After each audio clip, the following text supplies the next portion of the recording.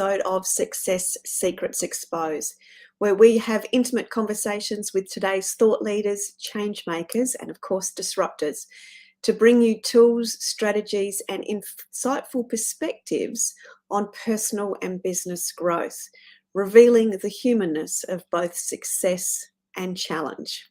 I'm Sally A. Curtis, Content Repurposing Whiz. We work with brilliant individuals to help them leverage their existing content through engaging and bite-sized visual content. What we're best known for is turning books into 2 years' worth of dynamic social media posts. We provide a done-for-you service that amplifies your impact because you are sought after, sold out, and become the obvious expert in your industry. Now, I'm really excited to be sharing a very heart-filled conversation with you today.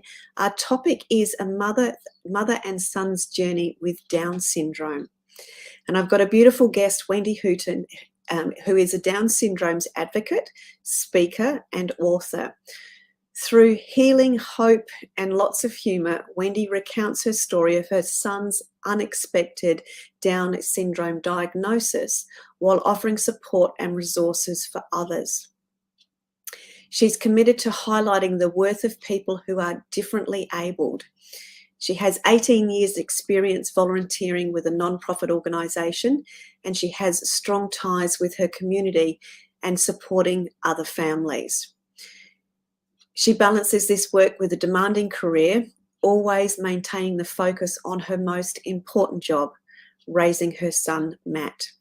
Wendy lives in Utah. She lives a life of wild and unplanned adventures while entertaining her hilarious son. So please help me welcome to the show, Wendy. Hi.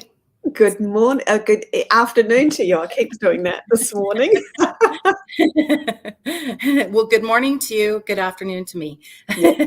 And good afternoon, good evening, and good day to everybody else. So thank you. I've been super excited to be able to share you and your adventures with Matt with our audience today. I think it's such a awesome story. So thank you for spending some time with us. It's really much appreciated. Well, thank you for having me, Sally. I've been super excited.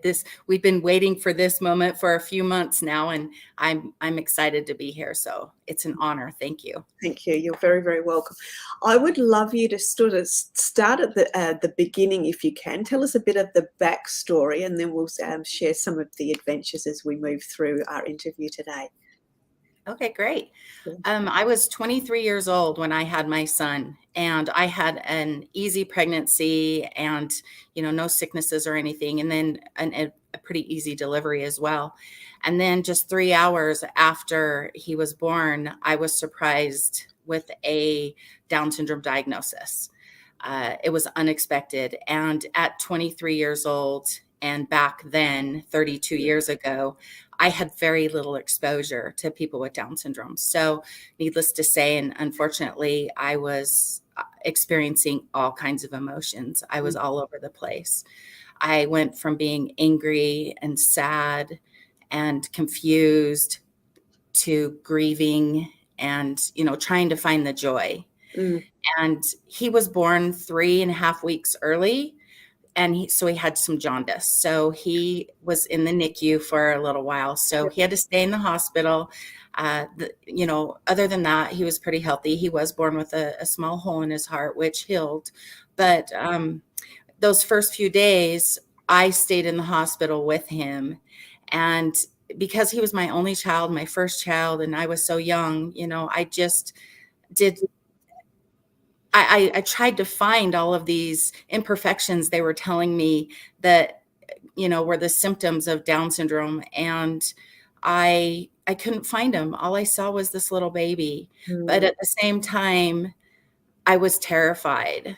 I was terrified of our journey, of his future, of my future. And I realized all I could do is, love him and take it one day at a time. And when you were in that hospital, I can only imagine, as you said, sort of the fear in the unknown. How did you go about, I suppose, arming yourself initially with the right information? Was it just delivered to you by the medical staff, or were you, because it was, as you said, it was sort of 30 odd years ago. So what was that experience like for you? Well, back then we didn't have the internet or, all of those resources. All I had was the people that, the nurses that came forward, sending local representatives into my room, so that I had a couple of people come and talk to me. I did have one person come in and tell me that, if I didn't want him, it would be completely understandable if I gave him up for adoption, because there were people out there that wanted these babies.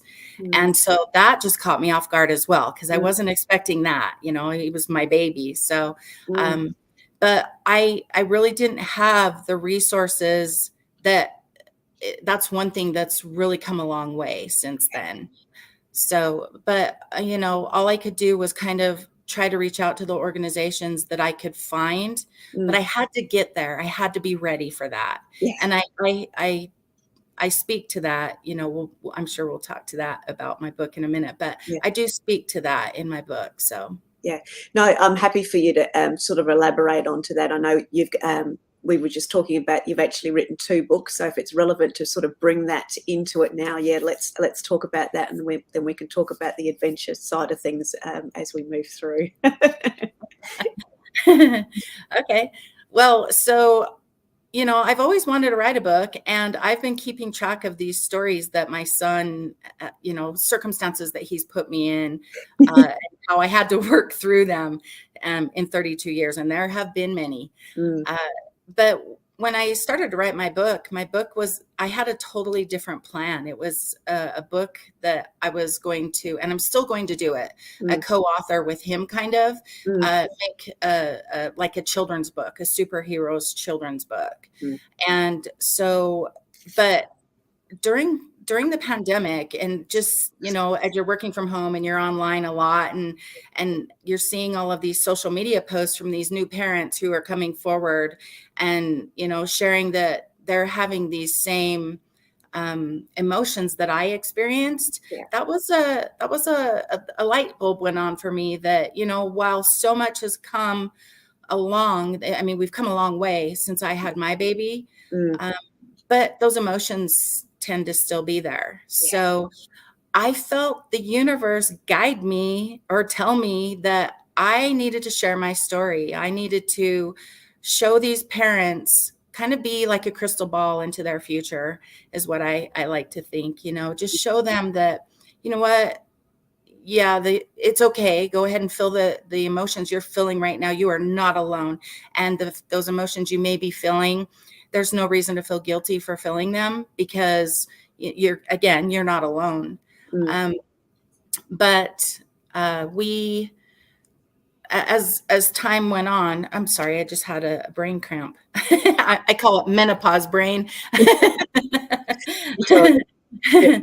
But as I continued to watch these posts, I realized that these parents, could benefit from my story. So that's when I started to compile all of these circumstances that I have been put through into a book.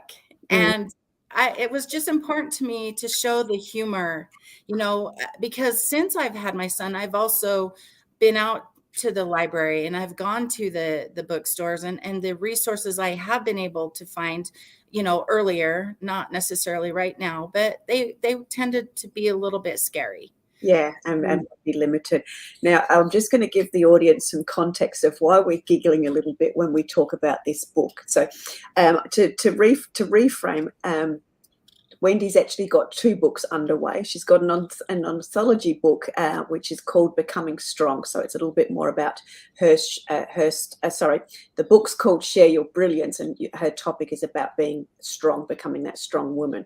The reason we're giggling about the book as it relates to the journey of Wendy and Matt is because the title of the book, and this will give you an indication to the adventures, the title of the book is called Big People Don't Pee in the Park.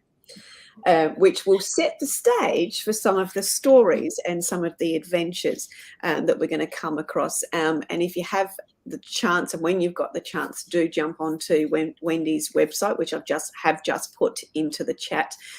Because there's a beautiful bio on there of Matt, and I was actually going to ask you, did Matt actually write that? Because I have cried and laughed just reading those few lines, and it just, I suppose, amplifies the joy that obviously has come through all of the turbulent adventures you seem to have.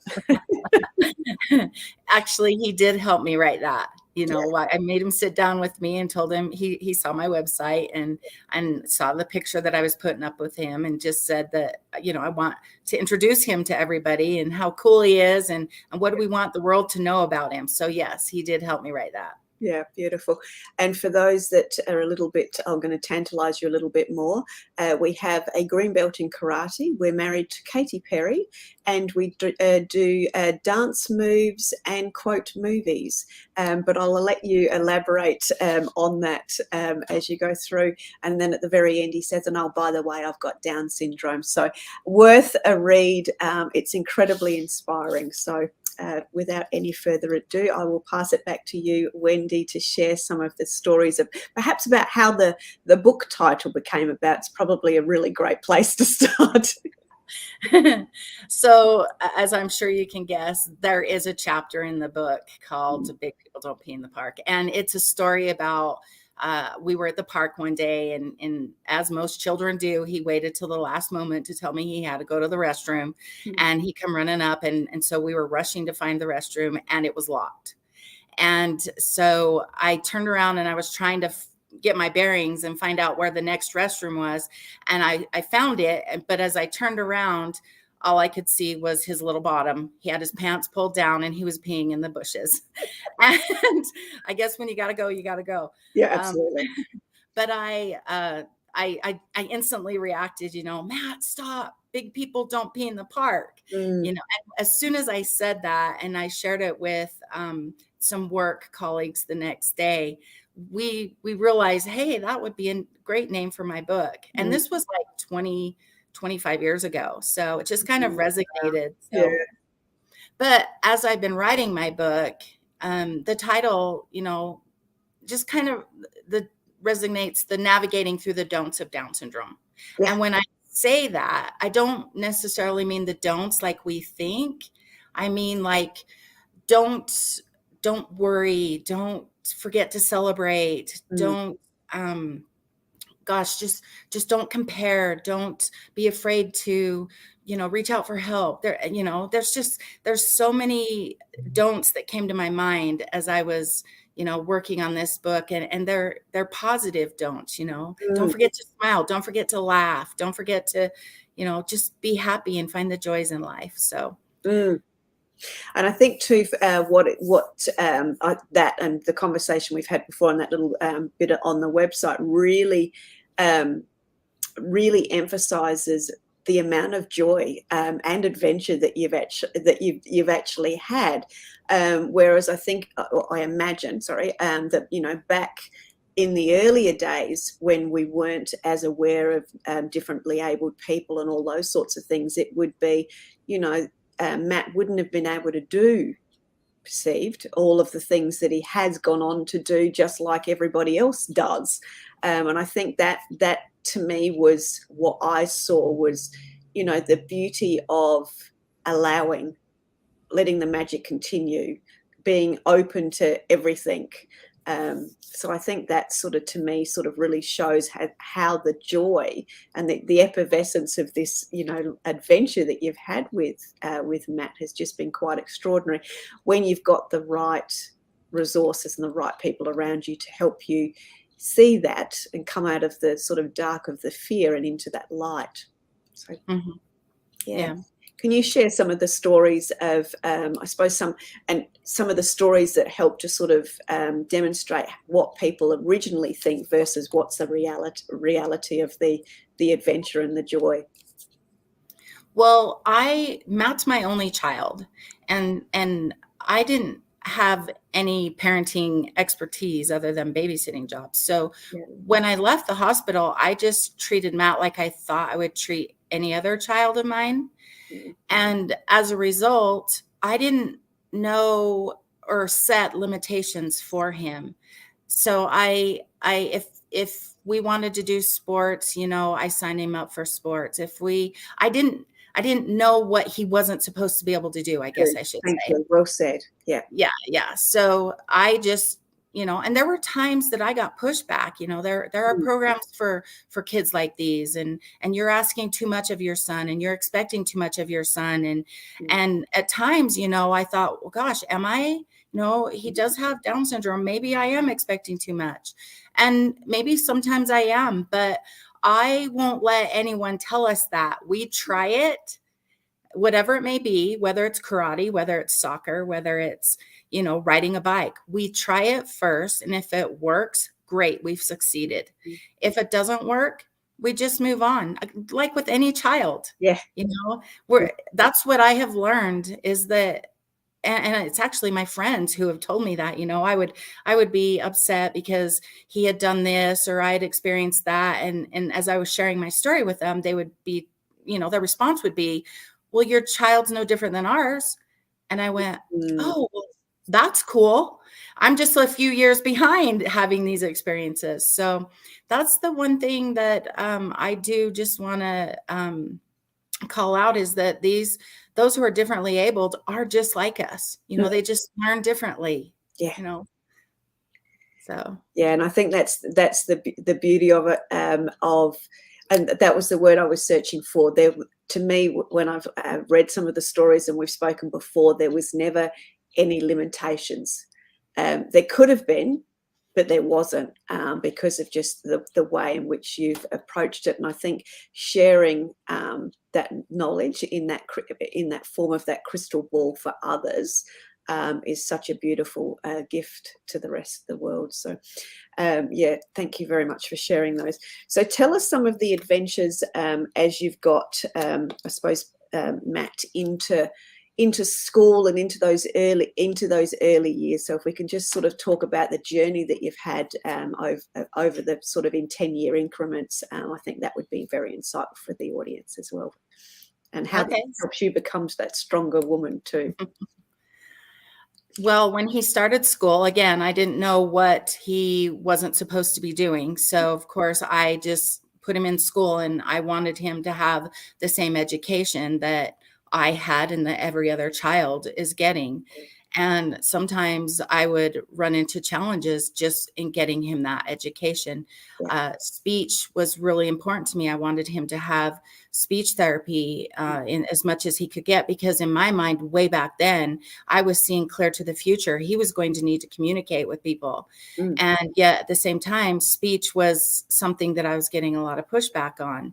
Academics, I wanted him to be able to read and write. And, he struggled with numbers, which is not unexpected for somebody with Down syndrome. So I didn't push math because in my mind, I can't do math. There's always a calculator and now we have our phones. And so, there's a way to get around that. But it was important to me that he read and write. And so when he started going to school, the push for inclusion was starting. Yeah. And so I tried to jump on that train. And then I realized that it didn't fit for Matt. So I could either have him in a classroom with 30 other children, learning what they were learning and he wasn't learning, or have him in his special education class where he could learn his reading and writing, and then push him back into PE and art and drama and all of those classes for the inclusion piece. Yes. So that's what I chose to do for us back then, and even throughout, his middle school years and his high school years. And the special education teachers and teachers in general, they were amazing, for the most part. Yeah. I mean, like I said, we did have our challenges, but he would not be who he is today if it weren't for many of them. So, and he does read. He loves to read and he loves to write. And so I'm just glad that I thought worked for what was the best for my son. Yeah.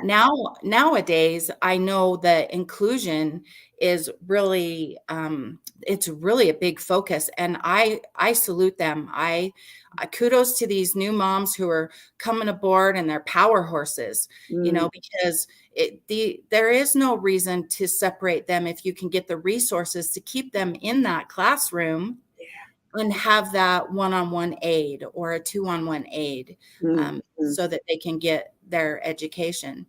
But inclusion is important because it's beneficial to the other kids as well. And I would like to add to that. So when Rory, my son's 19 now, and was just dashing out the door as we started, and his primary school was an inclusive school, and we had lots of differently abled children at that school, and he learnt a different level of inclusion. He learnt patience, and he became very strong in advocacy. If the other children were being, let's just call it being mean, he would go, no, that he learned from an early age, no, stop it, which is something he was learned at childcare. And I always remember him saying to my nanny, when mum spoke too much, nanny, stop it. She'd get two hands. But that was something he did in that primary. He would do his stop it when the other kids were being mean or picking on one of the other students. So I was really appreciative of having that opportunity, and we didn't choose that school because of that. It was just serendipitous, but it was such a great experience for him, and he's become quite a different child now, or adult now, and has the ability to move and accept anybody and everybody and meet them where they're at, which is, in itself an extraordinary gift for a younger person in this age too. So thank you. Sorry, you've got something. I was just going to say, and kudos to you, Mom. A great job. I mean, he sounds like a good human being, to be able to stand up like that against the meanies or the bullies or whatever you want to call them. So yeah, thank you. He still doesn't see it in himself, but it's definitely there. He's got that very, very strongly advocacy driven, which is amazing, but which is great. Now, on that note too, with Matt, from memory, he's also got employment. No. Yeah. So when I left the hospital, I had these things in mind. Yeah. Matt was going to get a job. He was going to get married. He was going to get his driver's license. He was going to go to college. Yeah. I mean, I walked out those hospital doors carrying that baby, and those were the things that were going to happen for my baby. And just like with any child, as he's grown, our dreams and goals have had to shift. Yeah. And we had some comprehension challenges in the last few years. And as a result, he's not currently working, but I keep him busy. So he's had a lot of volunteering experience that he's done. He's involved in some adult day programs where they go out into the community, and he's involved in an alumni bowling team. So he does that. Yeah. And he, what was I going to say? I mean, I just do my best to keep him busy. He very rarely just sits around. He never just watches TV all day. Yeah. He's not that type of kid.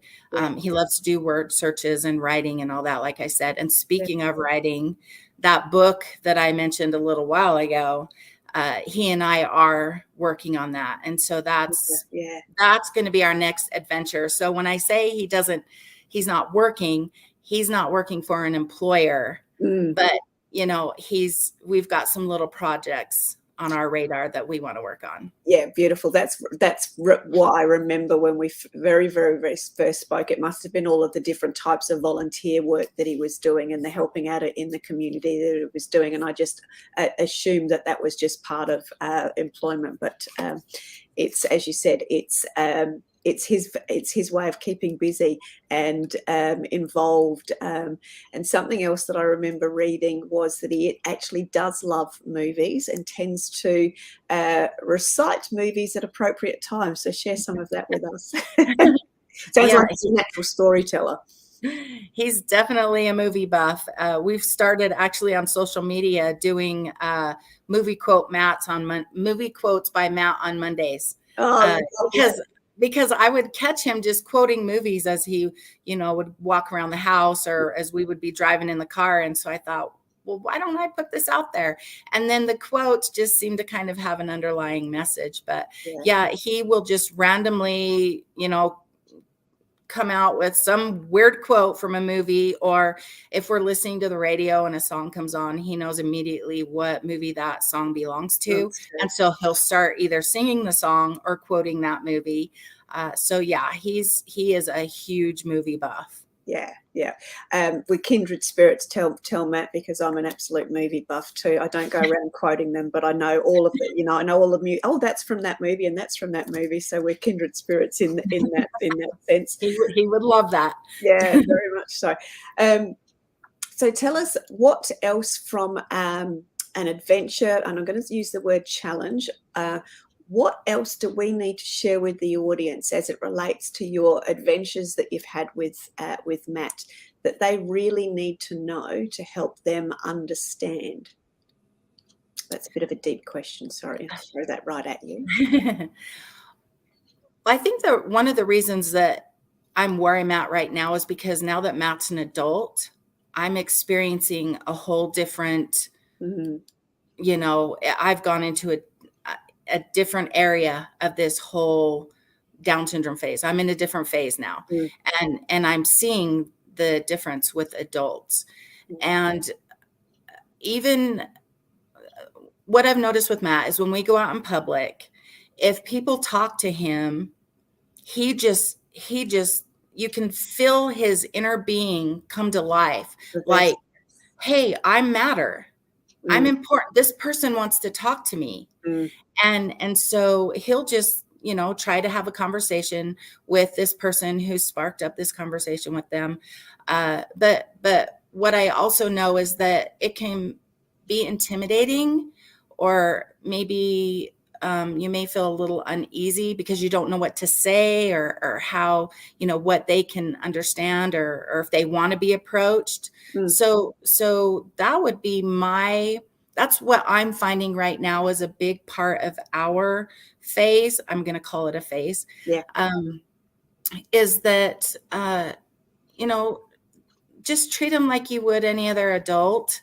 And I promise you, because even me, if I run into somebody else who has some other kind of disability or special needs, and I'm not quite sure how, what to say, I still experience that. So, but because of my son, I will also make a point to communicate with them or spark up a conversation. And I walk away feeling inspired and feeling better and learning from them. And so what I can say is that, people with Down syndrome, people who are differently abled, they give the rest of us the opportunity to be better people, teach us compassion and forgiveness and unconditional love.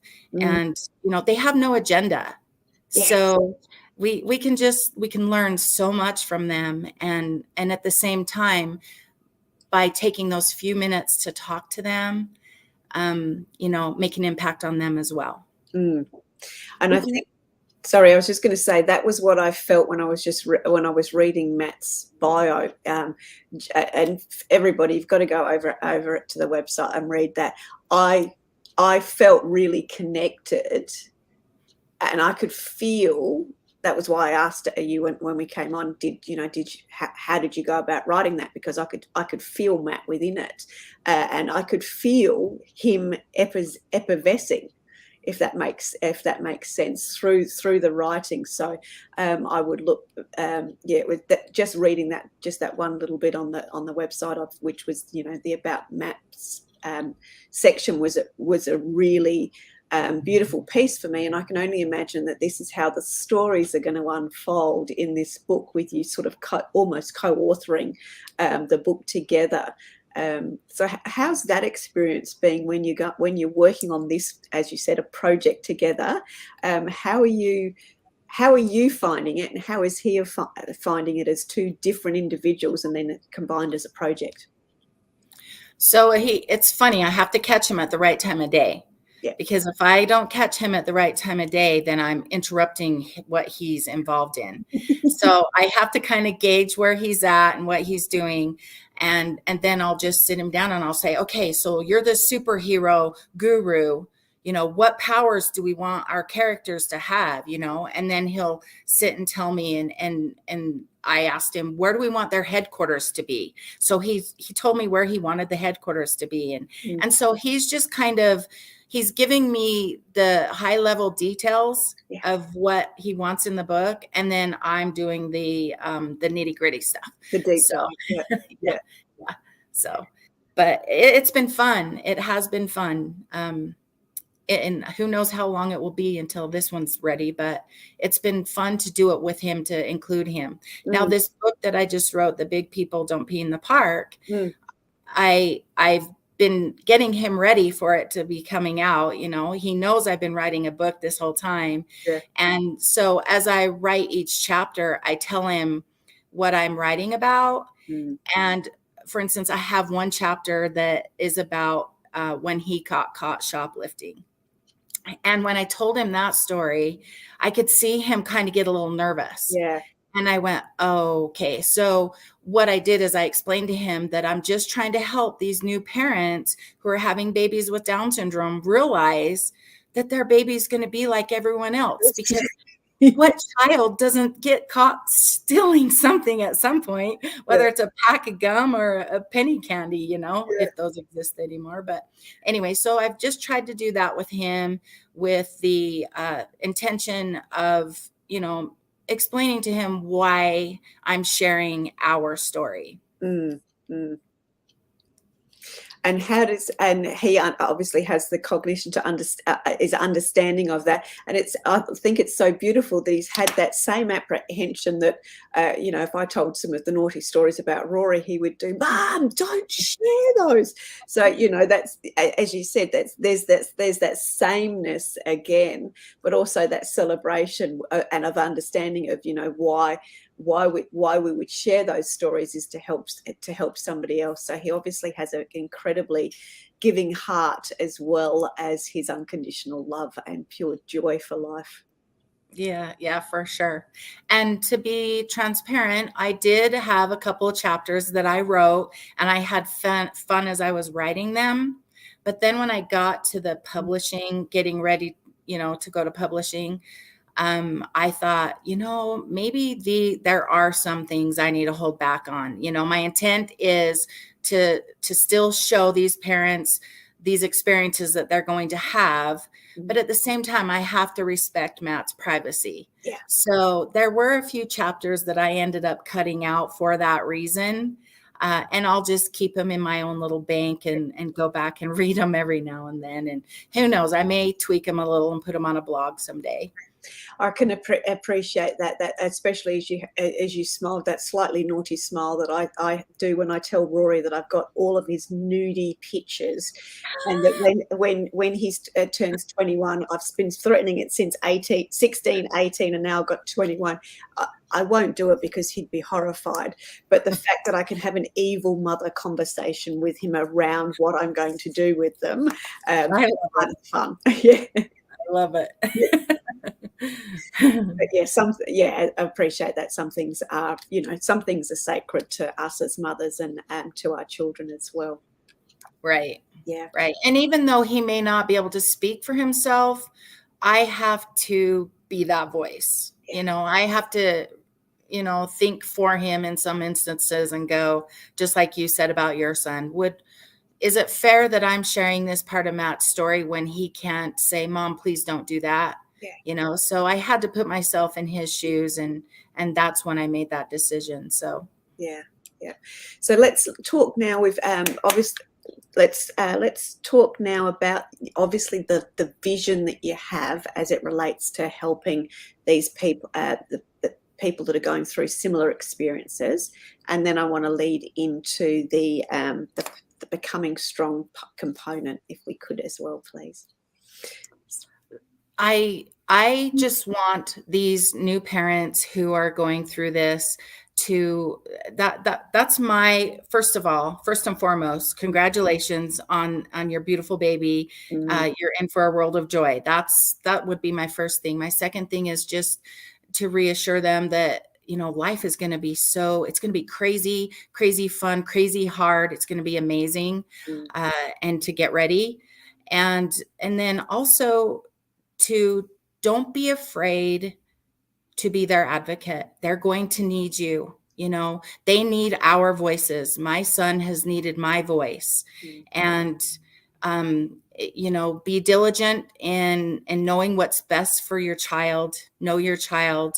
And, they can't always speak for themselves. Now, there are a lot of people with Down syndrome nowadays who I'm just so in awe of the things they're able to do.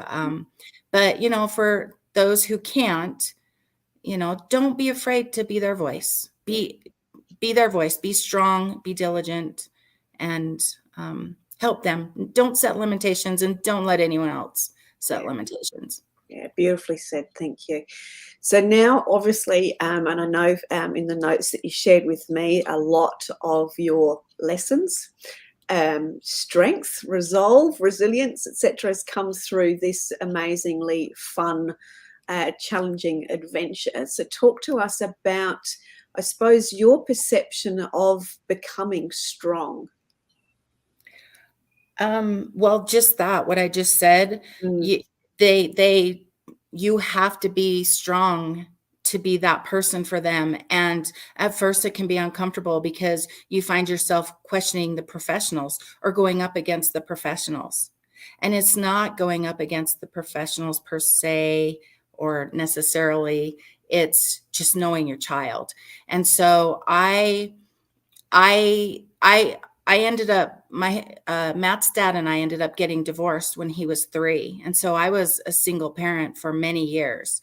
And for my son to get what I wanted him to have in his life, to reach his greatest potential, mm, I had to find deep within me a strength to go against the those who weren't on my team, I guess I'll mm, say mm. so No, nicely.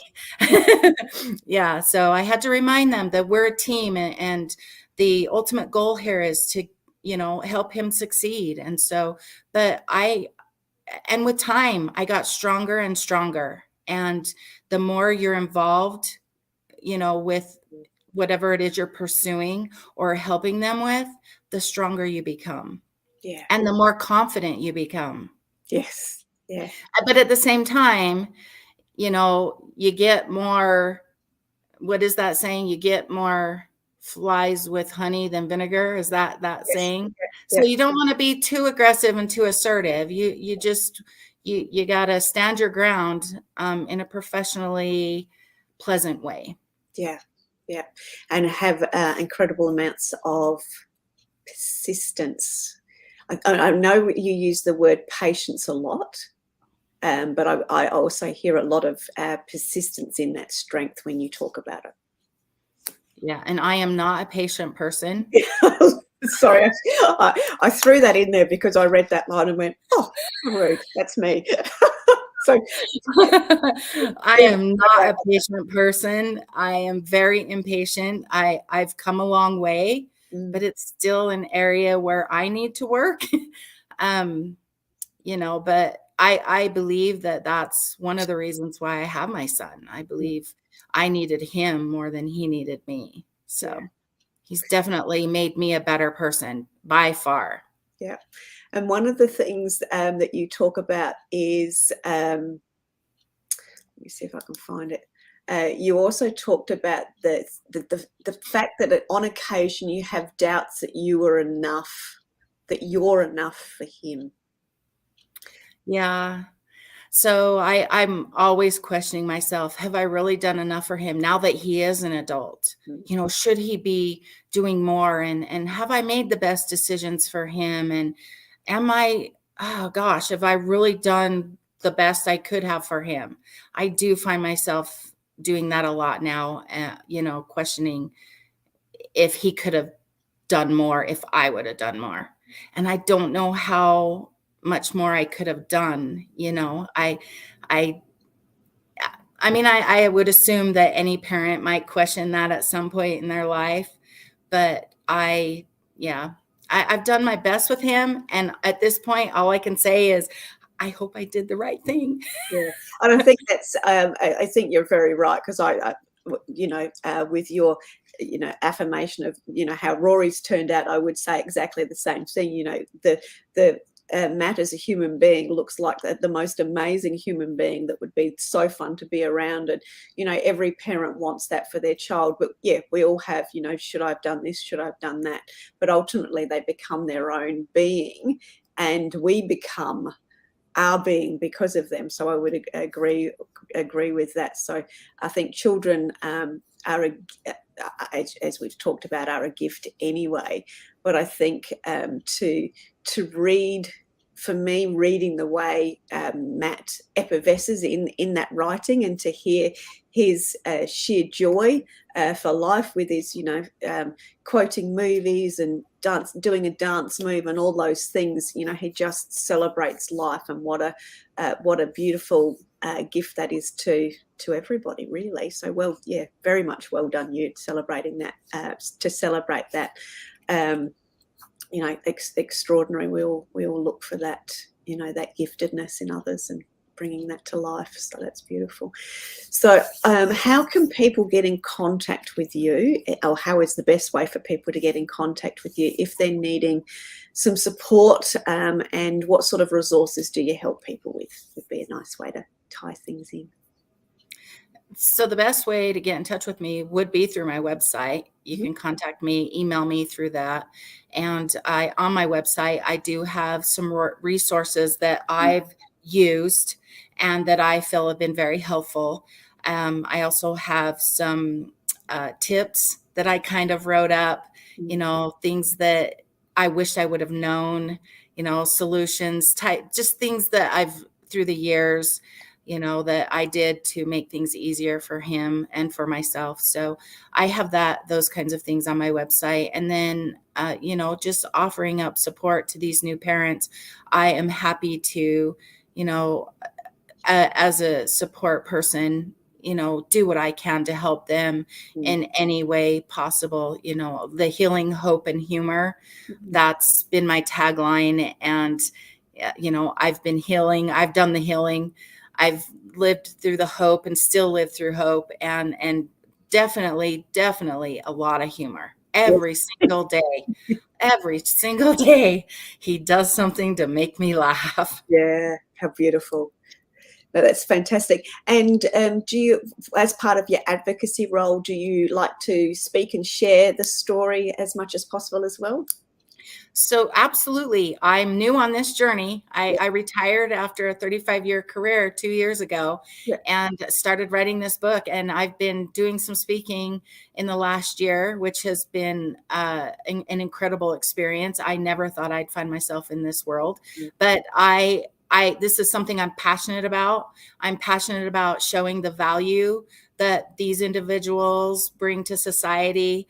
I'm passionate about, educating people on Down syndrome. So I'm happy to speak to anyone who will listen to me go on and on forever.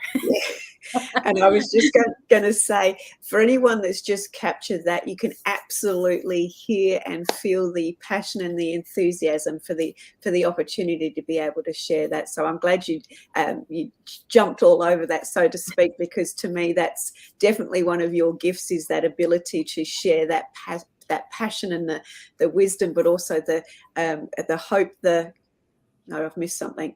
The healing, the hope, and the humor is definitely a great story to be sharing with the world, and a great way to educate and help people understand inclusion and acceptance, and what all of the gifts are that come out of that. So I think you're very much a perfect advocate for that. Wendy, can I ask you to share any last words that you wish? And then we will need to wind things up because we've got to the end already. Well, I think I've said quite a bit, given you an earful. I hope my book will come out on October 3rd. Yeah. Down Syndrome Awareness Month is in October. So I really worked hard to make that goal, and with perseverance and dedication, I made it happen. So on October 3rd, my book will be out on Amazon. And I just hope and pray that anyone who feels they could benefit from my story, if I help even one parent, I've done my due diligence, so I'm hoping by sharing our story that it will give those new parents that healing, hope, and humor feeling, and hope, especially. Yeah, yeah. And thank you. For me, what I was excited about was obviously to share the story, but to talk about the gift that differently abled people have to give to all of us. We just need to see, to accept, and to recognize, and then to celebrate. And I think today our conversation has been a great celebration of that, the healing, the hope, and the humor, and just to be around part of this conversation and just listen to the little teeny tiny stories I've got of Matt has filled my cup to overflowing today. So I thank you for your bravery and your commitment to your son in sharing yours and his story. So thank you very, very much, Wendy. Very much appreciated.